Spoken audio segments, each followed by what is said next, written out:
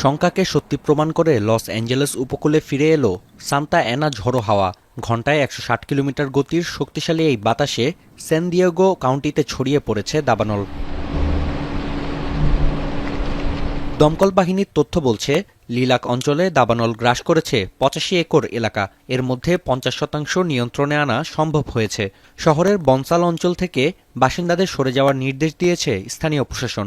আরও ৩টি অঞ্চলে দাবানল ছড়িয়ে পড়লেও দমকল কর্মীদের তৎপরতায় বর্তমানে পরিস্থিতি নিয়ন্ত্রণে।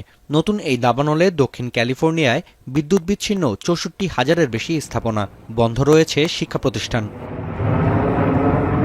এদিকে ১৫ দিন পেরিয়ে গেলেও পুরোপুরি নিয়ন্ত্রণে আসেনি লস অ্যাঞ্জেলেসের প্রধান দুটি দাবানল। প্যালিসেডসে ৩৫ ও ইটনে ১১% এলাকায় দাবানল নিয়ন্ত্রণে আনতে রীতিমতো যুদ্ধ করছেন দমকল কর্মীরা। অতি শুষ্ক ঝোড়ো হাওয়ার কারণে শিগগিরই দাবানল নিভছে না বলে শঙ্কা বিশেষজ্ঞদের। জারি রয়েছে রেড ফ্ল্যাগ ওয়ার্নিং ও দূষিত বায়ুর সতর্কতা। এদিকে দাবানল মোকাবেলায় বেশ কিছু পরিকল্পনা নিয়েছেন নবনিযুক্ত মার্কিন president Donald Trump.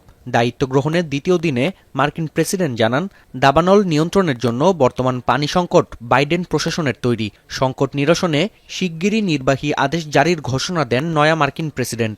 Los Angeles has massive amounts of water available to it. All they have to do is turn the valve, and that's the valve coming back from and down from the Pacific Northwest, where millions of gallons of water. So we're going to be issuing an executive order demanding that they immediately let that water come down through California. পরিস্থিতি সরেজমিনে পরিদর্শন করতে বর্তমানে loss অ্যাঞ্জেলেসে রয়েছেন সাবেক vice president Kamala Harris. শুক্রবার অঙ্গরাজ্যটি সফরে যাচ্ছেন ডোনাল্ড ট্রাম্প। নাফিয়া আরমান মনন, এখন বিশ্ব। কালার এক্সপার্ট, জর্জ স্যাপ এবং মাইল্ড অন হ্যান্ডস টেকনোলজি সমৃদ্ধ অরিক্স ক্রিস্টাল ওয়াশ আপনার লন্ড্রি এক্সপার্ট।